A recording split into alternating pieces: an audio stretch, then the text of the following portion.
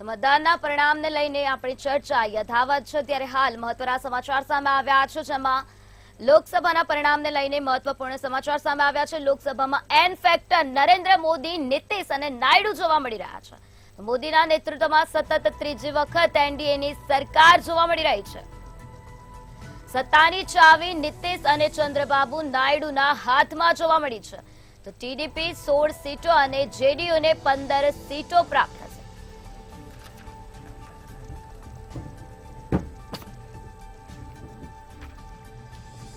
તો આજ મુદ્દે વધુ માહિતી આપવા માટે આપણી સાથે સંવાદદાતા મેહુલ દુધરેજા જોડાઈ ગયા છે।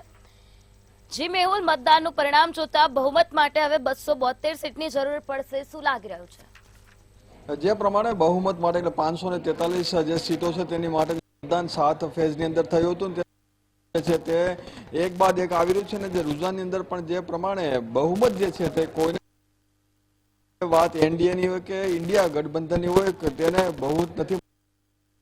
આજે ઇલેક્શનની અંદર એન ફેક્ટર જે છે તે કામ કરી રહ્યું છે અને એન ફેક્ટર જે છે તે કેવી રીતે કામ કર્યું, કારણ કે નરેન્દ્ર મોદી જે છે તેમણે પોતાના નામ ઉપર આ તમામ જે ઇલેક્શન અબકી બાર મોદી સરકારના નારા સાથે તેઓ જે ચૂંટણી જે લડ્યા હતા, સાથે જ હવે જ્યારે પરિણામ જે આવી રહ્યું છે ત્યારે બિહારની અંદરથી નીતિશ કુમાર જે છે તેની પાર્ટીને અને ચંદ્રબાબુ નાયડુ છે તેની પાર્ટીની જે સીટો મળી છે તેને લઈને આગામી જે પરિણામ બાદની જે સરકાર છે તેને લઈને બહુમત જે છે તે સાબિત કરવા માટે આ બંને ફેક્ટર જે છે તે બહુ ખૂબ જ મહત્વના છે। આ બંને છે તેને કેન્દ્રીય ગૃહમંત્રીએ ફોન પણ કર્યા છે, તે પણ માહિતી સાથે સાથે જે ડેપ્યુટી સીએમ છે તેઓ નીતિશ કુમારને આવી પણ વાત છે તે સામે આવી છે।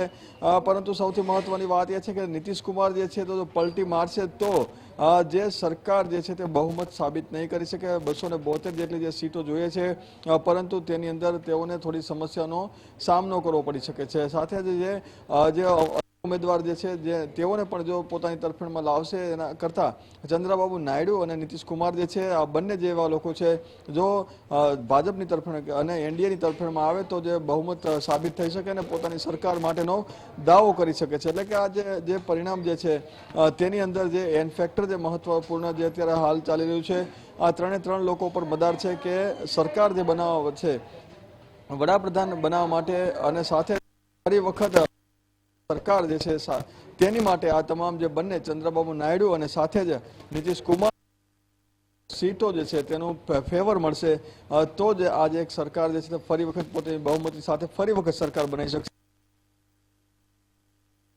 રાખી શકાય છે। પરંતુ નીતિશ કુમાર માટે કહેવામાં આવે છે કે નીતિશ કુમાર સૌના છે, એટલે કે નીતિશ કુમાર ગમે ત્યારે પલટી મારી શકે છે, એટલે તેની પર વિશ્વાસ કેટલો કરવો તે પણ એક મહત્વપૂર્ણ વાત છે। અને સાથે ચંદ્રબાબુ નાયડુ જે છે તે સમર્થન એમ તે પણ એક મોટો સવાલ છે। ત્યાં આ તમામ જે વસ્તુઓ ધ્યાનમાં રાખી આગામી દિવસોમાં જે બહુમતપૂર્ણ જે વાત જે છે તેની અંદર સરકાર જે બહુમત સાબિત કેવી રીતે કરશે અને ત્રણ એન જે ફેક્ટર જે છે તે 48 થી 72 કલાકની અંદર આ તમામ જે ચિત્ર છે તે સ્પષ્ટ થઈ જશે। જી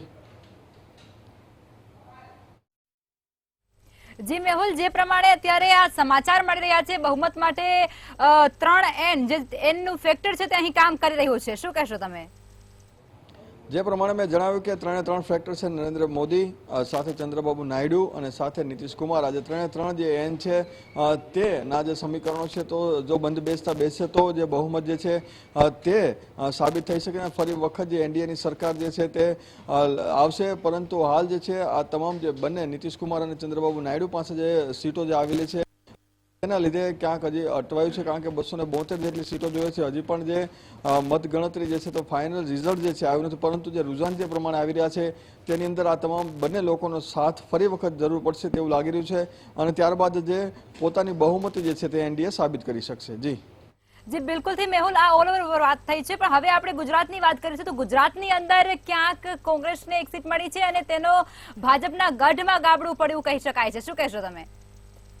પ્રમાણે આ જે સીટ છે ગેનીબેન ઠાકોરની તેમણે ખૂબ જ એક સારી લડત આપી છે. એક મહિલાની સામે મહિલાને જે ઊભી રાખવામાં આવી હતી રેખાબેન ચૌધરીને, અને સાથે સાથે જ તમામ જે બનાસના જે લોકો છે તેમણે ગેનીબેનને જે પ્રેમ કર્યો છે, અને સાથે જ તમામ જે મતદાન જે છે તે ગેનીબેનની ફેવરમાં થયું છે. કાંટેકી ટક્કર કહી શકાય તે પ્રમાણે જે ઈવીએમને બાદ મતો જે આવી રહ્યા હતા, એક સમય એવો હતો કે 155 જેટલા જે મતોથી ગેનીબેન આગળ રહી હતા. ઘણી વખત રેખાબેન ચૌધરી જે છે તે 27 મતોથી આગળ રહ્યા હતા, પરંતુ છેલ્લે જે રાઉન્ડ હતો તેની અંદર જે ગેનીબેન છે તેમણે બહુમતી સાબિત કરીને પોતાના મતો વધારે હોવાના લીધે તેઓની જીત થઈ છે. જે પ્રમાણે ભાજપે હંમેશા કહ્યું હતું કે હેટ્રિક થવાની છે ગુજરાતની અંદર, એટલે ત્રીજી વખત 26માંથી 26 આવવાની છે. તે પૈકી સુરતની એક સીટ છે તેમણે મેળવી લીધી હતી, પરંતુ 25 સીટોની અંદર જે કાંટેકી ટક્કર હતી, ઘણી બધી જગ્યાઓ પર પાતળી સરસાઈ સાથે તે જીત્યું છે. 5 લાખની જે વાતો હતી તેમાં પણ ઘણી બધી જગ્યાઓ પર ગાબડા પડ્યા છે. તો આ રીતે એક સીટ જે છે કોંગ્રેસની તરફેણમાં ગઈ છે, પરંતુ સાથે સાથે ભાજપ જે છે હેટ્રિકના જે સપના જોઈ રહ્યું હતું, ત્યાં જે ગેનીબેન છે આજે 26 પૈકીની જે 25 સીટો છે તે ભાજપના ફાળે ગઈ છે, પરંતુ એક સીટ જે છે તે કોંગ્રેસના ફાળે ગઈ છે. જી બિલકુલ, ચોક્કસ તમામ માહિતી આપી તે બદલ આભાર મેહુલ આપનો. તો સત્તાની ચાવી નીતિશ અને ચંદ્રબાબુ નાયડુના હાથમાં હોય તે પ્રમાણેની પરિસ્થિતિ અત્યારે જોવા રહી છે. ટીડીપી 16 સીટો અને જેડીયુને 15 સીટો મળી છે. બહુમત માટે જરૂર પડે છે 200 અને કુલ 72 સીટોની જરૂર પડે છે. ત્યારે હવે લોકસભામાં એન ફેક્ટર નરેન્દ્ર મોદી, નીતિશ અને નાયડુ, આ એન ફેક્ટર છે તે કામ કરી રહ્યું છે. મોદીના નેતૃત્વમાં સતત ત્રીજી વખત એનડીએની સરકાર, સાથે જ સત્તાની ચાવી નીતિશ અને ચંદ્રબાબુ નાયડુના હાથમાં હોય તેવું સ્પષ્ટપણે વર્તાઈ રહ્યું છે. ટીડીપીને 16 સીટો અને સાથે જ જેડીયુને પણ મળી રહી છે. સાથે જ બહુમત માટે 272 જેટલી સીટોની જરૂર પડતી હોય છે.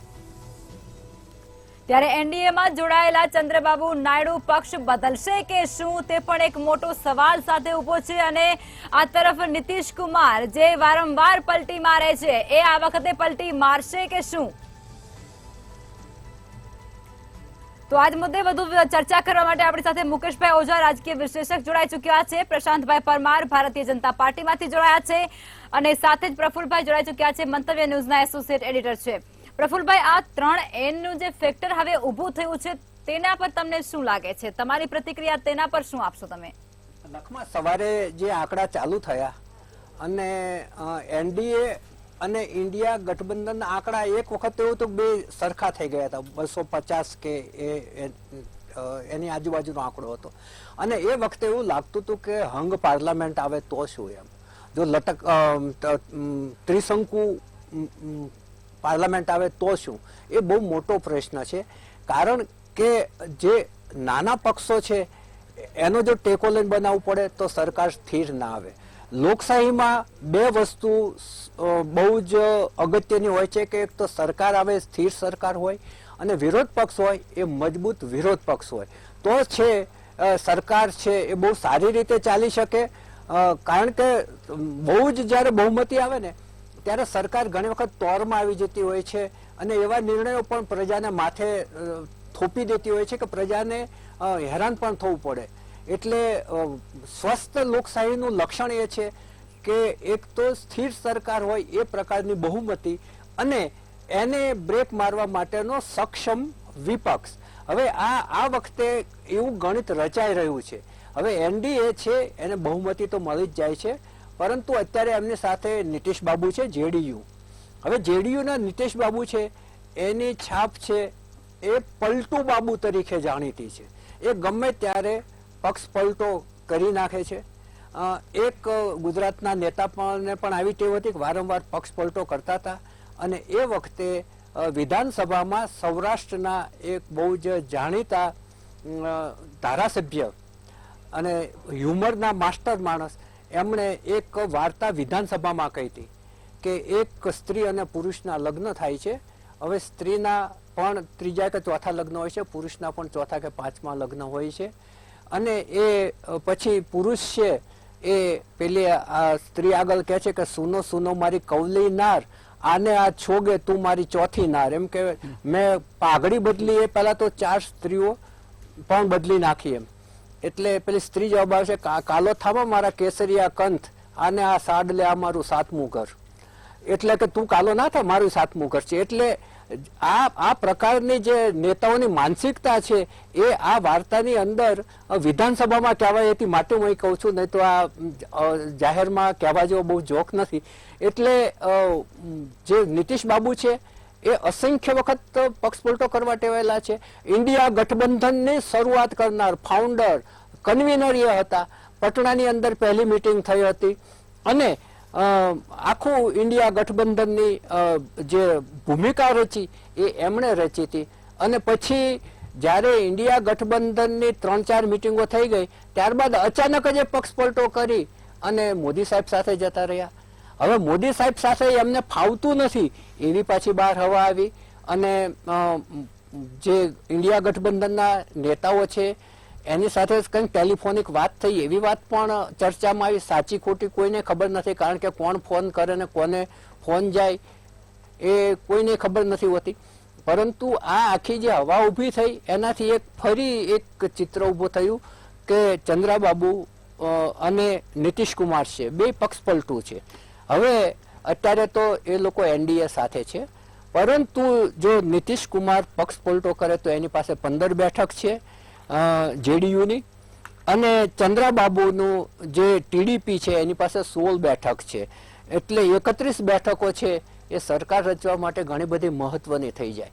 બીજું કે અત્યારે जिसके तड़ में लड्डू उसके तड़ में हम, જેની પાસે સત્તા આવવાની હોય એની સાથે આ નેતાઓ બેસવા માટે ટેવાયેલા હોય છે. તમામ નેતાઓ, આ નેતાઓ નહીં પણ તમામ નેતાઓ, કારણ કે રાજકારણમાં આવનાર વ્યક્તિને સૌથી મોટી મહેચ્છા કે ભૂખ એ સત્તા અને સંપત્તિની હોય છે.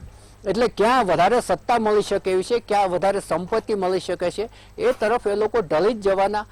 કોઈક અપવાદરૂપ કોઈ રાજકારણી હશે કે જે સેવા માટે આ પથ ઉપર ચાલતા હોય. બાકી મેં હમણાં પણ કહ્યું હતું કે સેવા શબ્દ છે શબ્દકોશના 2 પૂઠા વચ્ચે ધૂળ ખાતો રહી ગયો છે. એટલે સત્તા અને સંપત્તિ જ્યાં દેખાશે ત્યાં આ બંને નેતાઓ છે ઢળશે, કારણ કે બે અઠંગ ખેલાડી છે. ચંદ્રાબાબુ નાયડુ બહુ જ મોટા ખેલાડી છે અને એમણે શરૂઆતમાં સત્તા કઈ રીતે મેળવી હતી બધા જાણે છે. એવી જ રીતે નીતિશ કુમાર છે એ વારંવાર પક્ષપલટો કરવા ટેવાયેલા છે. એમને તેજસ્વી યાદવ ને બધા સાથે સારા સંબંધો છે. એટલે કોણ કોના તરફ ઢળશે એ અત્યારે કહી શકાય એવું નથી. પરંતુ આ બે કદાચ હજુ આંકડાઓ ઘણા બધા આવવાના બાકી છે, કારણ કે આંકડાઓ બહુ ધીમે ધીમે બદલાઈ રહ્યા છે. 296 ને 229 એ ક્યારને લગભગ સ્થિર થઈ ગયા છે. બહુ ઓછો ચેન્જ આવી રહ્યો છે, ઝડપથી બદલાતા નથી.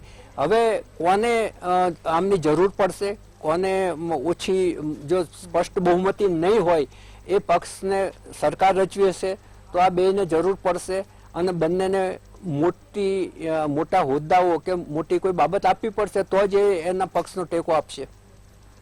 બિલકુલ ચોક્કસથી. પ્રશાંતભાઈ, થોડા મહિના પહેલા જ્યારે ઇન્ડિયા ગઠબંધનને જેડીયુના નીતિશ કુમાર અલવિદા કહી અને ભારતીય જનતા પાર્ટી એટલે કે એનડીએમાં જોડાયા, ત્યારે ભારતીય જનતા પાર્ટીના જે નેતાઓ હતા, જે ઉમેદવારો હતા, તેમની અંદર ખૂબ જ ઉત્સાહ જોવા મળતો હતો અને ઉજવણી પણ તેમના દ્વારા કરાઈ હતી. પરંતુ હવે તમારા માટે એક સંકટ ઉભો થઈ ચૂક્યો છે, કારણ કે તે તો પલટુરામ તરીકે ઓળખીતા છે. ક્યારેક જો તેઓ પલટશે તો તમારી બાજી બગાડી નાખશે. શું કહેશો તમે? રાજકારણની અંદર દોસ્તો અને દુશ્મનોનો સિલસિલો પહેલેથી ચાલતો આવ્યો છે. આજે જે કોઈ મિત્ર છે કાલે સામે બી બેઠા હોય છે. એટલે એ પ્રશ્ન એ છે કે એ વસ્તુઓનું ઉદ્ભવે નહીં એ દિશાની અંદર પાર્ટી વિચારશે, એ વાત બી એટલી ચોક્કસ છે. હવે જે સમીકરણો અત્યારે ઉભા થવા જોઈ રહેલા છીએ આપણે કે ભાઈ બિહારની અંદર આ સીટો છે અને નાયડુના સંપર્કમાં, એ આગળના દિવસોમાં આપણને પરિણામ ટોટલ ડિક્લેર થાય પછી જ આપણે કહી શકીએ. અત્યારે હું એ વાતને એ ટિપ્પણી કે કંઈ બી બોલવા મારું કદ નથી, એટલે હું એની ઉપર કંઈ બોલી ના શકું. પણ એટલું ચોક્કસ છે કે એનડીએ સરકાર બનાવશે ને ભારતીય જનતા પાર્ટી ને એનડીએ ગઠબંધન પાછું સરકાર બનાવવા જઈ રહ્યું છે, ચોક્કસ બાબત. બિલકુલ. પણ તમે અહીંયા તમે મને એ જવાબ ના આપી શક્યા કે નીતિશ કુમાર જો પક્ષપલટો કરશે તો પછી શું?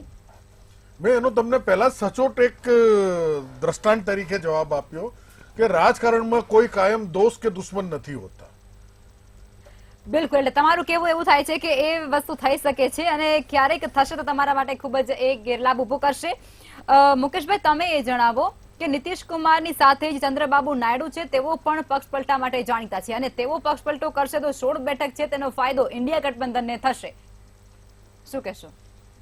એ ઇન્ડિયા ગઠબંધન નહીં, જે તરફ પલટી મારશે હા, એટલે ટૂંકમાં હવે પલટી મારશે તો એને તો એને થશે. પણ થશે. હા, કોઈ બી જગ્યાએ આ બે પાર્ટી ગમે તે જગ્યાએ જશે એનું હા. ટોટલ સમીકરણ કે દરેક total પક્ષના ગઠબંધનમાં બદલાઈ જશે. બિલકુલ ચોક્કસ. મુકેશભાઈ વાત મૂકો. 38 પક્ષોના સમર્થનથી એનડીએ બની છે. હમ એટલે એની અંદર આમ જોડતોડની રાજનીતિમાં તો ભારતીય જનતા પાર્ટી મોખરે છે. એ તોડી લાવવામાં મોખરે રહ્યા છે. એટલે આ કદાચ આ પ્રશ્ન અહીંયા મને નથી લાગતો. બીજી વાત એ છે કે મોદીનો ચહેરો બી થોડોક વધુ ચમકેલો છે. એટલે આવી સ્થિતિનું નિર્માણ ન થાય એટલા માટે કદાચ કાલે નીતિશ કુમારે મોદી સાહેબ સાથે મીટિંગ કરી હતી. પરંતુ આજના પરિણામો જે દિશા બતાવી રહ્યા છે, જે સ્થિતિ બતાવી રહ્યા છે, એ ભારતીય જનતા પાર્ટી ભલે સરકાર બનાવે પરંતુ આ જીતમાં ભારતીય જનતા પાર્ટીની સૌથી મોટી હાર દેખાઈ રહી છે. જે એકમાત્ર વ્યક્તિના ફોટા આખા દેશમાં એકમાત્ર વ્યક્તિનું નામ લઈને જો આખી દેશની લોકસભાની ચૂંટણીમાં મુદ્દા આધારિત ચૂંટણી ન કહેવાય આને, પરંતુ મોદી સાહેબનું નામ અને મોદી સાહેબની પ્રસિદ્ધિ લઈને જે ભારતીય જનતા પાર્ટીએ ચૂંટણી કરી, તો એના માટે મારે એક શેર યાદ આવે છે ને એ કહેવું જ પડે કે બુલંદી દેર તક કિસ શખ્સ કે હિસ્સે में रहती है, बुलंदी देर तक किस शख्स के हिस्से में रहती है, बहुत ऊंची इमारत हर घड़ी खतरे में रहती है. એટલે આજે કદાચ મોદી સાહેબને અહેસાસ થઈ ગયો હશે કે ચાણક્ય નીતિ જો વાત કરતા હતા એ ચાણક્ય નીતિ આ ચૂંટણીની અંદર આપણને દેખાઈ નથી.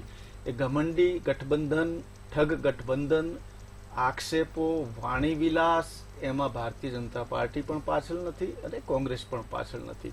પરંતુ આ બંને સ્થિતિને પ્રજા હોશિયાર નીકળી છે. પ્રજાએ ઉમેદવાર જોઈને વોટ આપ્યો છે, પ્રજાએ કામો જોઈને વોટ આપ્યા છે. પ્રજાએ તમે જુઓ કે રામ મંદિર બન્યું, આટલી મોટી લહેર યુપીની અંદર, અને આજે યુપીમાં 50%થી ઓછી સીટો. એટલે આ ઘણું બધું કહી જાય છે. ત્યાંની જે જાતિવાદનું રાજકારણ છે, હજુ આપણા દેશનું એક દુર્ભાગ્ય છે કે જાતિવાદના રાજકારણથી સીટો આવતી હોય છે અને એનું સંખ્યાબળ થકી સરકાર બનતી હોય છે. રાષ્ટ્રીય વિચારધારા થકીની સરકાર માટેનું જે ભારતીય જનતા પાર્ટી ઉદ્દેશ્ય લઈને ચાલે છે એ પણ હજુ મને ક્યાંય સિદ્ધ થતું નથી. પરિસ્થિતિ તો યુપીમાં પણ મોટા ફેરફાર આવી શકે છે. સીટ પણ ખતરામાં છે યોગી સાહેબની. ગુજરાતની અંદર પણ ખૂબ જ મોટા ફેરફાર આવી શકે છે. મુખ્યમંત્રી સાહેબ અને સી આર પાટીલ સાહેબ હમણાં જ કોન્ફરન્સ કરી અને એવું કીધું કે ભાઈ અમારી મહેનત ઓછી પડી છે. આવું સ્ટેટમેન્ટ આપ્યું હોય. મહેનત ઓછી પડીને એક સીટ ગઈ છે, પરંતુ મહેનત ઘણી ઓછી પડી છે. કારણ કે તમે જ્યારે ટોટલ આંકડા આવશે, વોટ શેરિંગના જે પર્સન્ટેજ ડાઉન થયા છે, 25,000, 15,000, 20,000, અને જે સીટ ઉપર તમે 5 લાખ લીડની વાત કરતા હતા એની અંદર મુકેશભાઈ રોકવા માંગીશ. સમાચાર મળી રહ્યા છે 1.5 લાખ મતથી વડાપ્રધાન મોદી છે તેઓનું વારાણસીથી વિજય થયું છે. પીએમ મોદી પણ વારાણસીથી જીત મેળવી ચૂક્યા છે. આ સૌથી મોટા સમાચાર અત્યારે મળી રહ્યા છે. 1.5 લાખ મતની લીડથી તેઓ વિજય બન્યા છે. ખૂબ જ ઓછી લીડ કહી શકાય છે. વારાણસી બેઠક પરથી વડાપ્રધાન નરેન્દ્ર મોદી સતત જીતતા આવી રહ્યા છે અને તેની અંદર આ વખતે પણ ઉમેદવાર તેઓ રહ્યા હતા. 1.5 લાખ મતની જીતથી તેઓ જીતી ચૂક્યા છે અને વિજય મેળવી ચૂક્યા છે. વારાણસી ખાતેથી વડાપ્રધાન નરેન્દ્ર મોદીની જીત થઈ ચૂકી છે. ખૂબ જ ઓછી લીડ કહી શકાય છે. વડાપ્રધાન જેવા ચહેરાને ફક્ત 1.5 લાખની લીડ મળી છે. ત્યાં ક્યાંક જનતા છે તે સમર્થન તેનું અહીં ઓછું વર્તાઈ રહ્યું છે. આ દ્રશ્યો અને આ જે આંકડા પરથી આપણે કહી શકીએ છીએ 1.5 લાખની જીત ફક્ત વડાપ્રધાન જેવા ચહેરાને મળી છે. વારાણસી ખાતેથી પીએમનો વિજય થઈ ચૂક્યો છે. તો પ્રફુલ્લભાઈ, વડાપ્રધાન જેવો એક મોટો ચહેરો, સ્ટાર પ્રચારક, જેના નામ પરથી આખી ચૂંટણી લડાઈ હતી લોકસભાની, અને તે વિજય તો થયા છે, પરંતુ ફક્ત 1.5 લાખ જેટલી જ લીડ તેઓને મળી છે. શું કહેશો? લખમાં રાહુલ ગાંધીની લીડ ઘણી વધારે છે, 4 લાખ બમણી જેટલી છે. હા, એટલે ચોક્કસપણે ઓછી કહેવાય. પરંતુ 3 વસ્તુ છે. એક તો એન્ટી ઇન્કમ્બન્સી છે, 2 વખતે ત્યાંથી જીતેના 3જી વખત છે. બીજું, ત્યાંનો એક વર્ગ છે એ એમનો સતત વિરોધ કરી રહ્યો હતો.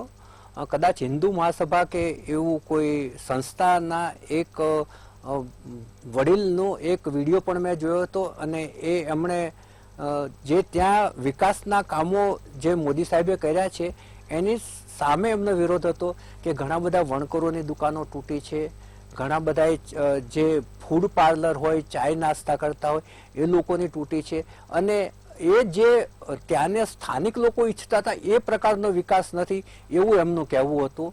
અને એને કારણે એક થોડો વિરોધ પણ ઊભો થઈ ગયો હતો, અને એ પ્રચારમાં એ વિરોધ આવી ગયો હતો, જેની અસર મતદાન ઉપર થઈ હશે એવું લાગે છે.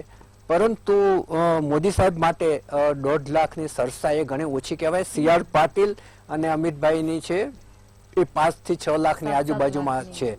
હવે મુકેશભાઈ અને પ્રશાંતભાઈ, તમને બંનેને હું એક પ્રશ્ન પૂછવા માંગુ છું કે જો પાતળી બહુમતી હોય તો મોદી સાહેબ વડાપ્રધાન પદ સ્વીકારે કે અન્ય કોઈની પસંદગી કરે? તમે શું કહો છો મુકેશભાઈ પહેલા, પછી પ્રશાંતભાઈ? આ પ્રશ્ન કદાચ આજ રાતથી શરૂ થઈ જશે કે રાહુલ ગાંધીની લીડ અને મોદી સાહેબની ઓછી લીડ, અને એમાંય અમેઠીની સીટ પર સ્મૃતિ ઈરાનીની હાર થઈ છે.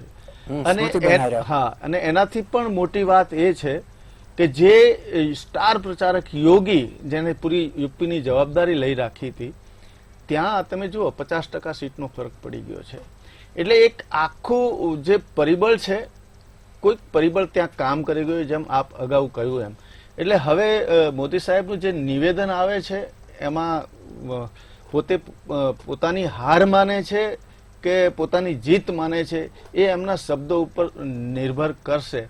પરંતુ આ આમનો સંદેશ આખા દેશની અંદર અસરકારકતા દેખાવે છે. મુકેશભાઈ, હું એટલા માટે પૂછું છું કે એક સજ્જડ બહુમતી સાથે એ ઈચ્છે એ પ્રમાણે દેશને એ દિશામાં લઈ જવા માંગવા માટેની એમની માનસિકતા હોય છે, અને એમાં એમને સજ્જડ બહુમતી જોઈએ, કારણ કે એ ઈચ્છે એ કામ થવું જ જોઈએ એવી એમની માનસિકતા છે. તો પછી એ જો પાતળી બહુમતી હોય તો એ એમની માનસિકતાને એ બાબત બહુ બંધ બેસતી નથી, એટલે આ પ્રશ્ન ઉભો થાય છે. ચોક્કસ ચોક્કસ. औरों के ख्यालात भी लेते हैं तलाशी और अपने गिरेबान में झांका नहीं जाता.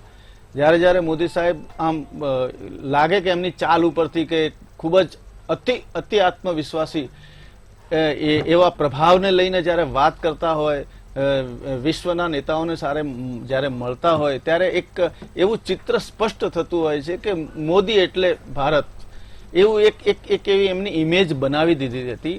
પરંતુ એ ન ભૂલવું જોઈએ કે સરકાર એ પ્રજાના મતથી બને છે. લોકશાહીની મજા જ આ છે કે ક્યારે તમને નેતાને ઉતારી પાડે, ક્યારે ચઢાવી દે.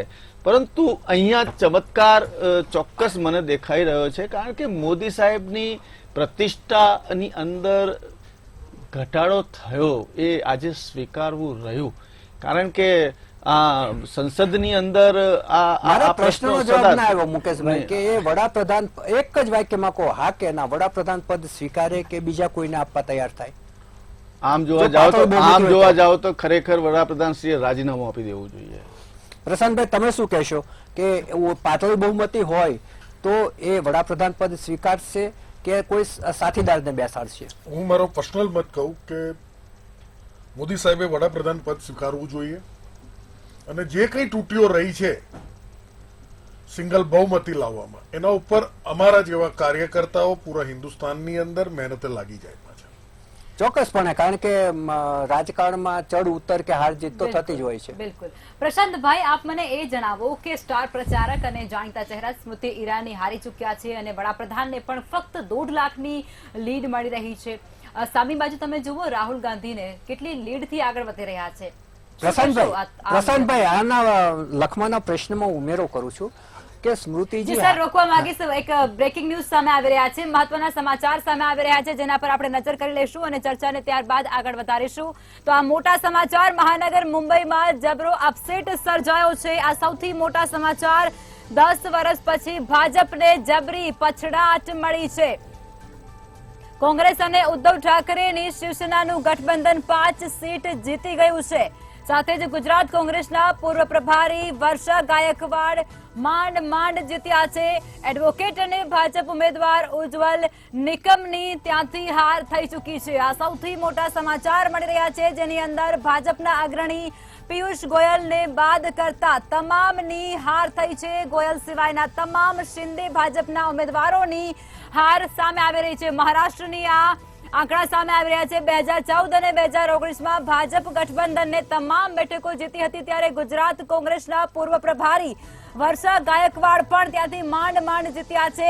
એડવોકેટ અને ભાજપ ઉમેદવાર ઉજ્જવલ નિકમની પણ હાર થઈ ચૂકી છે. તો મહાનગર મુંબઈમાં જબરો અપસેટ સર્જાયો છે. ક્યારેય ન થયું હોય તેવું ત્યાં જોવા મળ્યું છે. 10 વર્ષ પછી ભાજપને જબરી પછડાટ મળી છે અને તેની અંદર કોંગ્રેસ અને ઉદ્ધવ ઠાકરેની શિવસેનાને ગઠબંધનને 5 જેટલી સીટ મળી ચૂકી છે. ગુજરાત કોંગ્રેસના પૂર્વ પ્રભારી વર્ષા ગાયકવાડ પણ માંડ જીત્યા છે. ચર્ચાને આગળ વધારતા રહીશું. તમામ જે મહાનુભાવો છે તે પણ જોડાયેલા છે, પરંતુ અત્યારે સમય એક નાનકડા વિરામનો થયો છે. વિરામ બાદ ફરી મળીશું અને તમામ અપડેટ્સ તમારા સુધી પહોંચાડતા રહીશું.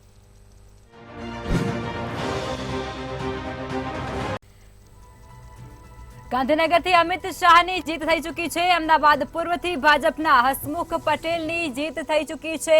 હસમુખ પટેલને સારી જીત મળી છે. અમદાવાદ પશ્ચિમથી ભાજપના દિનેશ મકવાણા છે, તેઓની પણ જીત થઈ ચૂકી છે.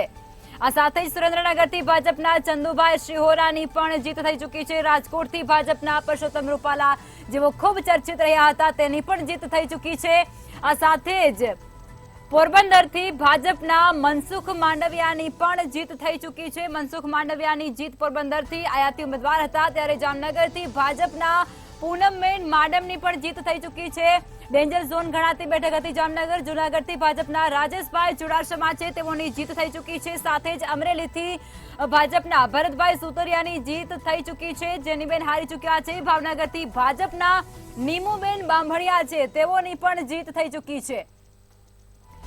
આ સાથે જ આણંદથી વાત કરીએ તો આણંદથી ભાજપના મિતેશ પટેલ છે, તેઓ જીતી ચૂક્યા છે. સાથે જ ખેડાના ભાજપના દેવુસિંહ ચૌહાણ પણ સારી એવી લીડ સાથે જીત મેળવી ચૂક્યા છે.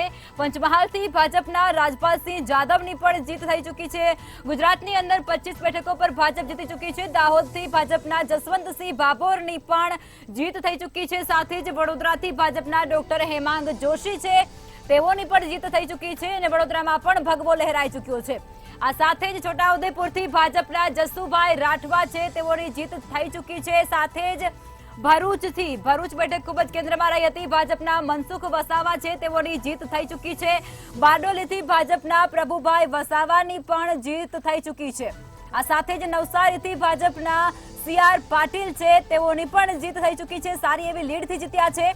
વલસાડથી ભાજપના ધવલ પટેલ એકદમ નવા ચહેરા તરીકે તેઓને ત્યાં મેદાને ઉતાર્યા હતા અને તેઓએ પણ મેદાન માર્યું છે. આ સાથે જ કચ્છથી ભાજપના વિનોદ ચાવડાને રિપીટ કરવામાં આવ્યા હતા અને વિનોદ ચાવડાની પણ જીત થઈ ચૂકી છે. પરંતુ સૌથી મોટી ખોટ અહીં ભારતીય જનતા પાર્ટીને મળી છે અને બનાસકાંઠાથી કોંગ્રેસના ઉમેદવાર ગેનીબેન ઠાકોર છે, તેઓની જીત થઈ છે. પાટણથી ભાજપના ભરતસિંહ ડાભી જીતી ચૂક્યા છે. મહેસાણાથી ભાજપના હરિભાઈ પટેલની પણ જીત થઈ ચૂકી છે. આ સાથે જ સાબરકાંઠા પર રસપ્રદ બેઠક રહી હતી. ભાજપના શોભના બારૈયા, તેઓની પણ જીત થઈ ચૂકી છે. આગલી રાત સુધી તેઓ એક શિક્ષક તરીકે હતા અને બીજા દિવસે તેઓ રાજકારણમાં પ્રવેશ્યા. ગાંધીનગરથી અમિત શાહની ભારે જીત થઈ છે, જંગી બહુમતી સાથે જીત થઈ છે. અમદાવાદ પૂર્વથી પણ ભાજપના ઉમેદવાર હસમુખ પટેલ છે, તેઓ જીતી ચૂક્યા છે અને અમદાવાદ પશ્ચિમથી ભાજપના ઉમેદવાર દિનેશ મકવાણા પણ જીત નોંધાવી ચૂક્યા છે. સાથે જ સુરેન્દ્રનગરથી ભાજપના ચંદુભાઈ શિહોરાની પણ જીત થઈ ચૂકી છે. રાજકોટ બેઠક ખૂબ જ ચર્ચામાં રહી હતી ત્યાં પરસોત્તમ રૂપાલાની પણ જીત થઈ ચૂકી છે. 5 લાખની લીડની વાત થતી હતી તે અહીં ક્યાંક જોવા નથી મળી રહી. તમામ બેઠકોમાંથી ફક્ત 4 થી 5 બેઠકો પર જ લીડ આવી છે. જામનગરની બેઠક પણ ખતરામાં હતી પરંતુ પૂનમબેન માડમ ત્યાંથી જીતી ચૂક્યા છે સતત ત્રીજી વખત. ત્યારે જૂનાગઢથી ભાજપના રાજેશભાઈ ચુડાસમાની પણ જીત થઈ ચૂકી છે. તો અમરેલીથી ભાજપના ઉમેદવાર ભરતભાઈ સુતરિયાની જીત થઈ ચૂકી છે. જેનીબેન ઠુમર ત્યાંથી હારી ચૂક્યા છે. ભાવનગરથી ભાજપના નીમુબેન બાંભણિયા પણ જીત નોંધાવી ચૂક્યા છે. મહિલા ઉમેદવાર પણ જીતી ચૂક્યા છે. આણંદથી ભાજપના મિતેશ પટેલ છે તેઓની જીત થઈ ચૂકી છે. આણંદની બેઠક પણ ડેન્જર ઝોનમાં હતી પરંતુ ત્યાં ભાજપની જીત થઈ છે. અને ખેડામાંથી ભાજપના ઉમેદવાર દેવુસિંહ ચૌહાણ પણ જીતી ચૂક્યા છે. પંચમહાલથી ભાજપના રાજપાલસિંહ જાદવે પણ પોતાની જીત નોંધાવી દીધી છે અને સાથે જ દાહોદથી ભાજપના જસવંતસિંહ ભાભોરે પણ પોતાની જીત નોંધાવી છે. ભરૂચ બેઠક ખૂબ જ રસપ્રદ રહી હતી. ચૈતર વસાવા ત્યાંથી હારી ચૂક્યા છે અને મનસુખ વસાવા જીત મેળવી ચૂક્યા છે.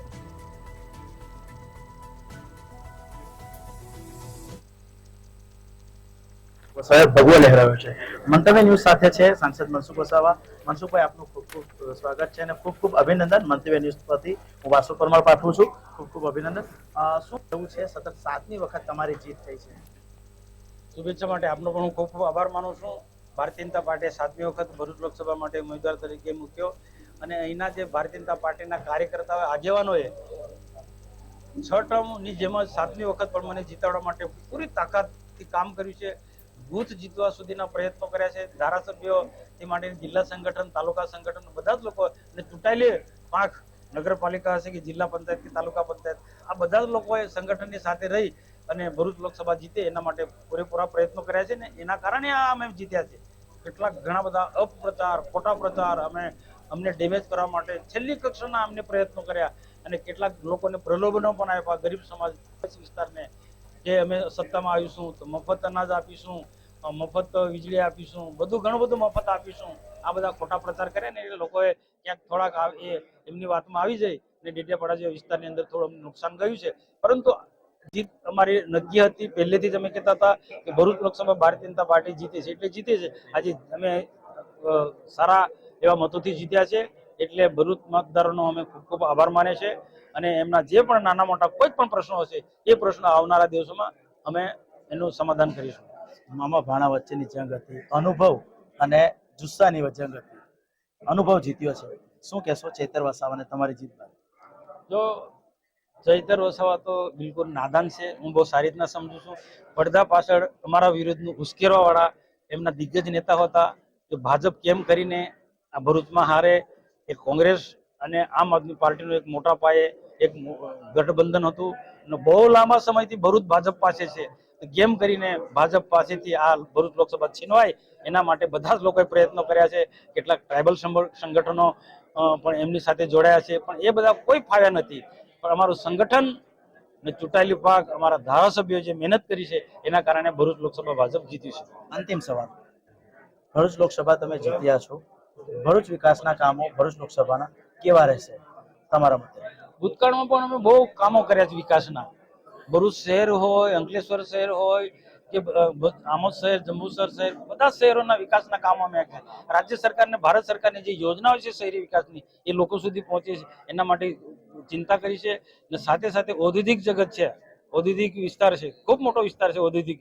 તો આ વિસ્તારની અંદર હંમેશા કાયદોનો વ્યવસ્થા સારી રહે, ઉદ્યોગોને પણ જે પ્રકારનો મદદરૂપ થવો એ રીતના મદદરૂપ થયા છે. અને જો આવનારા દિવસોમાં પણ આ ઉદ્યોગોમાં સ્થાનિક લોકોને સારી રોજગારી મળે એ અંગેથી આવનારા દિવસો વિચારીશું. અને એ ઉપરાંત રૂરલ એરિયાની અંદર કેટલાક જે ખેડૂતો છે એ ખેડૂતોના કેટલાક સિંચાઈને લગતા પ્રશ્નો છે એવા સિંચાઈના લગતા પ્રશ્નો, રોડ રસ્તાના લગતા પ્રશ્નો હશે, જે પણ કોઈ પ્રશ્ન હશે એવા બધા પ્રશ્નો આવનારા દિવસોમાં અમે વિશેષ ધ્યાન આપીશું. મનસુખ વસાવા તેમને આવનાર સમયમાં જે જીતનો વિશ્વાસ વ્યક્ત કર્યા બાદ લોકોના કામો કરવાની આશા વ્યક્ત કરી છે, રોજગારીની વાત કરી છે અને ક્યાંક ને ક્યાંક ખેડૂતોની જે પરેશાની છે સિંચાઈની તેને પણ પૂર્ણ કરવાની વાત કરી છે. આ સાથે જ મંતવ્ય ન્યૂઝ પર વધુ અપડેટ સાથે આપણે બતાવતા રહીશું. કેમેરા પર્સન ધર્મેન્દ્ર પ્રસાદ સાથે વાસુ પરમાર, મંતવ્ય ન્યૂઝ, ભરૂચ. જે પ્રશાંતભાઈ, જે પ્રમાણે અમેઠીથી સ્મૃતિ ઈરાની હારી ચૂક્યા છે, વડાપ્રધાનને લીડ નથી મળી અને બીજી તરફ મુંબઈમાં જે માર તમને પડ્યો છે એના પર તમે શું કહેશો? પ્રશાંતભાઈ, સ્મૃતિ ઈરાનીજીની એક કેન્દ્રીય મંત્રી હતા અને રાહુલ ગાંધી અને સોનિયા ગાંધીના જે કર્મચારી હતા એવા કિશોરીલાલ પંડિત સામે હારી ગયા. અને એ માટે કારણ એવું આપવામાં આવે છે કે એમના બોડી લેંગ્વેજની અંદર જે અહમ છલકાતો હતો એનું એને બહુ નુકસાન થયું છે. આ બંનેના સાથે જવાબ આપશો?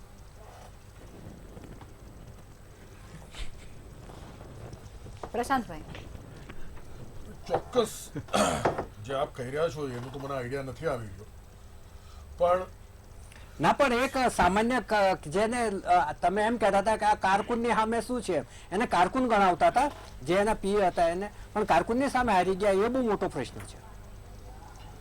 ચોક્કસ કઈ અમારા સંગઠનમાં ત્યાં કઈ પ્રચાર પ્રસારની કંઈક કમી રહી ગઈ હશે એ અમે સ્વીકારીએ છીએ, પણ આગામી દિવસોમાં એ ત્રુટીઓ દૂર કરીને પાછી અમે એ સીટ જીતવાની પૂરી કોશિશ કરીશું. અને મુંબઈ પર તમે શું કહેશો? મુંબઈ ઉપર જી જે રિઝલ્ટ આવી રહ્યા છે 5 બેઠકોમાં ધોવાણ છે. 5 બેઠકો પ્રમુખ કારણ છે. એક બિલકુલ બિલકુલ. આપણી સાથે કોંગ્રેસમાંથી જોડાઈ ચૂક્યા છે પ્રણવભાઈ સોની ચર્ચામાં. પ્રણવભાઈ, જે પ્રમાણે સવારે તમે વાતો કરતા હતા ડિબેટની અંદર કે કોંગ્રેસને સારી એવી જીત મળી રહી છે, ઇન્ડિયા ગઠબંધનને જીત મળી રહી છે, પરંતુ તે પ્રમાણેના દ્રશ્યો સામે ન આવ્યા, પરંતુ અત્યારે જે દ્રશ્યો સામે આવી રહ્યા છે ગુજરાતની અંદર, તમે જે કહેતા હતા એવું થયું છે, શું કહેશો? લખમાં સૌથી મોટામાં મોટી જીત તો મને કોંગ્રેસ માટે એ જ છે કે જે અત્યાર સુધી છેલ્લા 10 વર્ષથી જેને ભાજપ પક્ષ ગુજરાતને પોતાનું ગઢ માનતું હતું, એ ગઢમાં સૌથી પહેલું તો મોટામાં મોટું છે એક સિદ્ધિ પણ જે ગાબડું પડ્યું છે ને, અને એનાથી જે ભાજપના નો અહંકાર તૂટ્યો છે, જે તાનાશાહી સરકાર ચલાવતા હતા કે 26માંથી 26 અમે લાવીશું, 5 લાખથી ઉપરની લીડથી અમે જીતીશું, એ અહંકારને ત્યાં આગળ બ્રેક વાગી ગઈ છે. એટલે આ ચૂંટણી તો પતી ગઈ છે, પરિણામ બી આજે સાંજ સુધી બધા આવી જશે, પણ ભવિષ્યમાં આવનારી દરેક ચૂંટણીમાં છે ને કદાચ ભાજપ પક્ષને શીખવા મળશે કે અહંકાર ક્યારેય ના કરવો. જે સાચું પિક્ચર છે અને જે પ્રજા આપણને ન્યાય આપે અને જે પ્રજા આપણને આશીર્વાદ આપે, એમની ભાષામાં આશીર્વાદ, એ આશીર્વાદ આપે એને જ સાચા સમજવા. બાકી આજે બધી વાતો કરતા હતા કે 400 પાર થશે અને 370 આવશે અને 5 લાખથી ઉપરની લીડથી અમે જીતીશું અને 26 બેઠક અમારી હશે, ત્યાં ગાડી થોડી બ્રેક વાગી ગઈ છે એવું મને લાગે છે. પણ પ્રણવભાઈ, આપણે વાત જો આખા સમગ્રની કરીએ તો ભારતીય જનતા પાર્ટી કહેતી હતી કે અમે 400 પાર કરીશું, પણ ઇન્ડિયા ગઠબંધન પણ કહેતું હતું ને કે અમે 300 પાર જવાના છીએ, તો 300 પાર તો એ નથી ગયા ને. તો અહંકાર તમને નથી લાગતું કે આ ભારતીય જનતા પાર્ટી માટે તે અહંકાર છે, તો તમારા માટે એને તમે શું કયો શબ્દ વાપરો છો? અમે જો 300 પાર કહ્યું હતું ને, 300 પાર અમારું ગઠબંધન અને કોંગ્રેસ પાર્ટી આટલી જૂનો પક્ષ છે એને ધ્યાનમાં રાખીને કહ્યું હતું. આ તો એમના પોતાના ઉપર 400 પાર કરી રહ્યા હતા. એટલે અમે તો જે વાતચીત કરી, જેટલી સીટ આવવાની લાગતી હતી અમને એની જ વાત કરી છે. બાકી દરેક ઇલેક્શનની અંદર ભાજપ તો જે નથી થવાનું એના બી પોકળ દાવા કરી દે છે. એટલે અમારા માટે કઈ મોટી વસ્તુ નથી કે ભાઈ અમે ક્યાંક જૂઠાણા ફેલાયા હોય. બાકી જૂઠાણા ફેલાવા એ જનતા બી જાણે છે કોની આદત છે અને કઈ રીતે જૂઠાણા ફેલાવે છે. પ્રશાંતભાઈ, તમે જણાવો, 400 પારનો તમારો જે આંકડો હતો તે તમે નથી વટી શક્યા અને તમે હજુ 300 પાર પણ નથી કરી શક્યા. લખમાં એક પહેલી વાત કે 2 સીટથી જીત ચાલુ કરેલી હતી ને 10 વર્ષની અંદર એ સિંગલ બહુમતી સાથે સરકારમાં બેઠેલી પાર્ટી તરીકે ભારતીય જનતા પાર્ટી ઉદ્ભવેલી. હવે એક વાત છે કે કેમ 400 પાર ના બોલીએ, કેમ સિંગલ લાર્જેસ્ટ પાર્ટી ના બનીએ? અમારી કેપેસિટી છે. હા, કઈ ત્રુટી રહી ગઈ હશે એટલે એના લીધે અત્યારે અમારે બ્રેક લાગેલી છે, પણ એટલું તો સત્ય છે કે તમે ભલે વિરોધ પક્ષોની અંદર રહેલી કોંગ્રેસ પાર્ટી ભલે જૂની પાર્ટી હોય, પણ એમને તો કેન્ડિડેટ બી નતા મળતા. એ જીતેલા છે, અભિનંદન, એમને એક સીટ જીત્યા. કેમ 2022માં એમનું પ્રદર્શન આવું નતું? એક ચોક્કસ વાત છે કે એમને જે મિત્રએ વાત કરી એની સામે મારે એટલું જ કહેવું છે કે ભાઈ અમે તો શૂન્યમાંથી સર્જન કરીને આવેલા હતા અને અમે કોઈ એવા દંભમાં નથી રહેતા. અમે તો અમારા કાર્યકર્તા, અમારા મૌની મંડળ સાથે ખભે ખભા મિલાવીને પ્રજાજન સુધી પ્રજાના પ્રશ્નોનું નિરાકરણ આવે અને સુખાકારી દેશની અંદર રહે એ દિશામાં જવા માટે અમે 400 પારનો નારો આપેલો છે. અને વધારે બહુમતી જીતીએ તો સારા કામો વધારે સ્પીડમાં થઈ શકે. આટલા માટે. બધા સારા કામો કર્યા અને છતાં એ લોકો પણ જ્યારે મને એ લોકોએ નથી જ્યારે સમજાતું નારા કે આપ્યા વડાપ્રધાન તો જેવી એ લોકોએ મોટો ચહેરો તે લખવા માત્ર પહેલી 1.5 વાત લાખની કે એમને જ્યારે સોરી હું તમને રોકી રહ્યો છું જી. કે પહેલી વાત કે એમને ગઈ વખતે 50 હતા, અત્યારે એ લોકો સિંગલ ડિજિટમાં જ છે. હજુ બી 300 કહેતા હતા, મેં એના કાઉન્ટર નથી કરી રહ્યા. અમે તો અમારા કાર્યકર્તાઓનો જોશ બને એને વધારે રહે એના માટે છે ને અમે તો 24/7 પ્રજાજન વચ્ચે રહેવા વાળા માણસો છીએ. બિલકુલ ચોક્કસથી આટલું બધું કરવા છતાં મને એ નથી સમજાતું કે વડાપ્રધાન જેવો મોટો ચહેરો માત્ર 1.5 લાખની લીડથી કોઈ વાંધો નહીં. મુકેશભાઈ તમે એ જણાવો, આપણે ગુજરાતની વાત કરીશું હવે. ગુજરાતની અંદર એટલે ગુજરાત એટલે કે ભારતીય જનતા પાર્ટીનો ગઢ કહેવાય છે અને તે ગઢની અંદર ગાબડું પડ્યું છે. એક બેઠક તેમના હાથમાંથી નીકળી ચૂકી છે. જે દાવાઓ કરવામાં આવતા હતા તે પ્રચારની અંદર પોકળો મૂકવામાં આવતી હતી કે અમે 5 લાખની લીડથી જીતીશું અને અમે 26માંથી 26 લાવીશું. એ અહીં ક્યાંક ખોટું સાબિત થઈ રહ્યું છે અને જે બેઠક નીકળી છે તેના પાછળના કારણો તમારા મત મુજબ કયા હોઈ શકે છે? હવે જો મારે કારણ જ બતાવવા છે તો હું આજે દિલ ખોલીને કારણ બતાવવા માંગી રહ્યો છું. ભારતીય જનતા પાર્ટીના નેતા હોય, કેન્દ્રના નેતા હોય, જેમ તમે સ્મૃતિ ઈરાનીનું કીધું, મોદી સાહેબ હોય, અમિત શાહ સાહેબ હોય કે CR પાટીલ સાહેબ હોય, ચૂંટણી લડવા માટે તમારે સેવક બનવું જરૂરી છે. બોસ જેવો એટીટ્યુડ રાખે ત્યારે કદાચ આવા પરિણામો તમને જોવા મળે. વેપારી વર્ગ GST થી નારાજ છે, બેરોજગાર યુવા બેરોજગાર નારાજ છે. સંવેદનશીલ મુદ્દાઓ આપણા ગુજરાતની અંદર ઘણા બધા રહ્યા છે. ઘણી બધી ઘટનાઓ હજુ સંવેદનાના આંસુ સુકાયા નથી. લોકો ભૂલતા નથી. મોરબી કાંડ હોય કે વડોદરા કાંડ હોય કે સુરત કાંડ હોય કે જે નિત્ય રોજ થતું એક્સિડન્ટના બનાવો હોય કે જે તે હોય કે એક જે શાસક પ્રણાલીગત શાસન કરી શકે એવી સૂઝબૂઝની અંદર હજુ પણ ખામી છે. પરંતુ એક વિચારધારા, રાષ્ટ્રીય લેવલની વિચારધારા, એક જનમત માની લીધો છે કે આખું હિન્દુસ્તાન મોદી સાહેબને માને છે, એમની કારકિર્દી, એમના કાર્યોને વખાણે છે. એવો જે અતિ વિશ્વાસ જ્યારે આવી જાય ત્યારે એની અંદર ક્યારેક ઘમંડ પણ આવતો હોય છે, અભિમાન પણ આવતું હોય છે. ત્યારે ધરાતલ પર રહીને પ્રજાની સમક્ષ મોદી સાહેબ કહે છે કે અમે આંખથી આંખ મિલાવીને વાત કરીએ છીએ. આજે આંખથી આંખ ઝુકાવીને વાત કરવાનો સમય ભારતીય જનતા પાર્ટી માટેનો છે. વિજય છે, નો ડાઉટ સરકાર કદાચ બનાવી લેશે, પરંતુ આ વિજયમાં તમારી ખૂબ જ મોટી હાર છે, એ ભૂલાવવું ન જોઈએ. GSTના પ્રોબ્લેમ, હમણાં મુંબઈની વાત કરીને, મુંબઈની 5 સીટોની અંદર જે મોટું પરિણામ અને મોટા કારણો છે એમાં 3 મુખ્ય કારણ છે. એક, શિવસેનાના 2 ભાગલા પડ્યા, NCPના 2 ભાગલા પડ્યા. ભારતીય જનતા પાર્ટીના મુખ્યમંત્રી જ્યારે ઉપમુખ્યમંત્રી પદે સ્વીકાર કરતા હોય એટલે તમે જુઓ કે એક પદની ગરિમાનું પણ તમે ડાઉનફોલમાં ગયા. અને NCPની સુપ્રિયા સુલેની જીત થઈ ચૂકી છે. અને મુંબઈ એટલે આર્થિક મહાનગર. આર્થિક મહાનગર આખા દેશનું જે આ 3 ટ્રિલિયન ઇકોનોમીની વાત કરે છે એમાં સૌથી મોટું જે આર્થિક નગર જેને કહેવામાં આવે છે એ મુંબઈ છે. અને મુંબઈના બિઝનેસમેન હોય કે વ્યાપારી હોય એ GSTથી ખૂબ જ ત્રસ્ત હતા. જે રેડ પડે છે, જે આડકતરી રીતે EDની, CBIની, ITની આ જે બધી રેડ પડે છે એની અંદર પણ ક્યાંક ત્રસ્ત છે. એટલે વ્યક્તિગત જેને જે પ્રશ્ન નડ્યો હોય એનું પરિણામ એ વોટ તરફી, એનું જે પણ ઈચ્છા શક્તિ છે એ વોટ તરફી આપી દીધી છે. એના કારણે ભારતીય જનતા પાર્ટીને ન માત્ર એક મુદ્દા ઉપર પણ ઘણા એવા ઇસ્યુ છે કે જે પબ્લિકને સંતોષ અપાવી શકે, પબ્લિકને સાંત્વના અપાવી શકે અને પબ્લિકને એ ખુશ કરી શકે એવા મુદ્દાઓ સાથે પણ ક્યારેક રાજનીતિ કરવી જોઈએ. એ કદાચ આ આજના પરિણામ ઉપરથી આપણને શીખવા મળે છે. અને ટૂંકમાં તમે એવું પણ કહેવા માંગો છો કે જે નાગરિકો છે તે હવે જાગૃત થઈ ચૂક્યા છે અને તમામ ફેક્ટરો ઉપર નજર કરી અને પછી મતદાન કરવા માટે જાય છે. બિલકુલ ચોક્કસ સોશિયલ મીડિયા મહિલા, યુવા જી. મોટા ભાગનો રોલ આની અંદર ભજવ્યો છે. બિલકુલ. એવું નથી કે માત્ર ભાજપના જ સોશિયલ મીડિયાની અંદર જી, પ્રચાર ચોક્કસથી. પ્રસાર આવતા હતા, સામે પક્ષે પણ આવતા બિલકુલ હતા. બિલકુલ પ્રશાંતભાઈ, ભારતીય જનતા પાર્ટીના સબ સલામતના દાવા પોકળ સાબિત થયા છે અને જે ઘટનાઓ ગુજરાત રાજ્યની અંદર ચૂંટણીની જાહેરાત થયા પછી ઘટી એ સાબિત કરી રહી છે, કારણ કે અંદરો અંદરનો જે વિખવાદ હતો તે ચૂંટણી પૂરી થતાના બીજા જ દિવસે એવી રીતે ઉભરીને સામે આવ્યું કે સૌરાષ્ટ્રનું આખું તંત્ર હલી ગયું હતું. અને અમરેલીની વાત કરી રહી છું, એટલે સૌરાષ્ટ્રનું આખું તંત્ર હલી ચૂક્યું હતું, કારણ કે રાજકોટ ને જામનગર ને બધી બેઠકો તો ઉખડી રહી હતી ને. પ્રશાંતભાઈ, તમે આ બધા ફેક્ટરોને ચૂંટણીમાં કઈ રીતે અસર થઈ છે એ જણાવો, કઈ રીતે જુઓ છો? એ ફેક્ટરોની કોઈ અસર નથી થઈ ને એવું કશું હતું બી નહીં. અરે ભાઈ, અસર ક્યાં નથી થઈ? 5 લાખની લીડ નું શું થયું? અસર થઈ છે.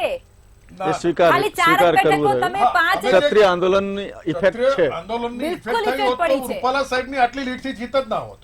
ત્યાં કોળી વર્ગ છે સાહેબ. ત્યાંનું કોળી ફેક્ટર સમાજનો તમે વર્ગ છે. જુઓ, પેટર્ન અલગ છે. રાજકોટનું આખું ફેક્ટર તમે જુઓ. ક્ષત્રિય આંદોલન ત્યાં ભલે થયું, પણ ક્ષત્રિયની આખી જે વસ્તી છે તે અલગ અલગ વિસ્તારોમાં છે, એટલે તમે એ તો ક્ષત્રિય નહીં ના. આંદોલનની આપ જો વાત કરતા હો તો બેન, સુરેન્દ્રનગરની અંદર જી અમે જોયું છે કે ત્યાંના પ્રમુખો આખી ટીમ ક્ષત્રિય ભારતીય જનતા પાર્ટીનું ખભે ખભા મિલાવીને કામ કરતી હતી. ત્યાંના આગેવાનો ક્ષત્રિયો હતા. બિલકુલ વોટ શેરમાં ચોક્કસથી. ડાઉનફોલ તો થયો જ છે. પરંતુ હા, હા, જે રિઝલ્ટ આવેલું છે એ સ્વીકારવા પાત્ર છે, પણ એની પાછળના કારણો એટલે હા, હું તમને એ જ પૂછી રહી છું કે રિઝલ્ટ તમે સ્વીકારો છો તો રિઝલ્ટ પાછળના કારણોની એ અંદર અમારે આ એ ફેક્ટર કેટલું પાર્ટી- જવાબદાર એ છે? પાર્ટી સંગઠન વિચારશે. એ હું અત્યારે આપના માધ્યમથી ના બોલી શકું. અરે ભાઈ, પણ ચિત્ર સ્પષ્ટ દેખાઈ રહ્યું છે ને અંદર. મારું તમને સવાલ ચોખ્ખું અને ચટ ખાલી એટલું જ છે, ટૂંકું ને ટચ, કે ક્ષત્રિય જે આંદોલન થયું છે રાજકોટની અંદર અને સૌરાષ્ટ્રની જે બેઠકોનો ઉકળાટ છે તેનું ચૂંટણી પર કેવો અસર પડ્યો છે, અને જે રિઝલ્ટ આવ્યા છે 5 લાખની લીડના દાવા પોકળ સાબિત થઈ ચૂક્યા છે, તો એની પાછળ આનો તો કોઈ હિસ્સો હશે ને? 5 લાખની લીડની વાત કરી રહ્યા છો, પણ એની સામે જો જીતા વહી સિકંદર. ના ના, એમાં મારે જવાબ આપવો છે લખમાં. જી કારણ કે બિલકુલ, એક મુકેશભાઈ તમે આપો. હું એ કહેવા માંગુ છું જી. કે જે ભારતીય જનતા પાર્ટી વર્ષો જૂની કેડરબદ્ધ પાર્ટી, શિસ્તબદ્ધ પાર્ટી કહેવાતી હતી, તો શા માટે અર્જુન મોઢવાડિયાને કોંગ્રેસમાંથી લાવવા પડ્યા? બિલકુલ. શા માટે જેસી ચાવડા સાહેબને લાવવા પડ્યા? શા માટે તમે કોંગ્રેસના એવા નાના નાના વર્કરોને લાવી અને જે જૂના મૂળ જે કાર્યકર્તાઓ હતા એમને તમે સાઈડમાં કરી નારાજ દીધા? કર્યા. પરંતુ નખમાં એક વાત મારે કહેવી છે હા કે આ ચૂંટણીમાં ઈવીએમ ની ઇજ્જત બહુ વધી ગઈ છે. બિલકુલ. હા, ઇલેક્શન ચોક્કસથી. કમિશનરને અભિનંદન તો આપવા જ જોઈએ, અને ઈવીએમ ની ઇજ્જત વધી ગઈ છે. આ પહેલી વખત એવું જોવા મળ્યું છે કે ઈવીએમ ની ઇજ્જત વધી છે. બિલકુલ બિલકુલ ચોક્કસથી. પ્રણવભાઈ, તમે શું કહેશો આ મુદ્દા પર? કોંગ્રેસને જે આ ક્ષત્રિય આંદોલન થયું ત્યારબાદ કોંગ્રેસને પીરસેલું ભાણું મળી ચૂક્યું હોય તે પ્રમાણે કોંગ્રેસ સક્રિય થઈ હતી, અને ત્યારબાદ કોંગ્રેસે પોતાનું સંગઠન એટલું મજબૂત કર્યું કે ભલે ભારતીય જનતા પાર્ટીને તે હરાવી ના શક્યા, પરંતુ જે તેમને સીધી સરળ લાગતી ચૂંટણી એકતરફી લાગતી હતી એને આખો વળાંક જરૂરથી આપી દીધું હતું. ના લક્ષ્મણ, એવું નથી. આમાં તમે જે રીતની વાત કરી કે ભાઈ ક્ષત્રિય આંદોલન થયું અને કોંગ્રેસને પીરસેલી આખી થાળી કે ભાણું જે તૈયાર બોલવા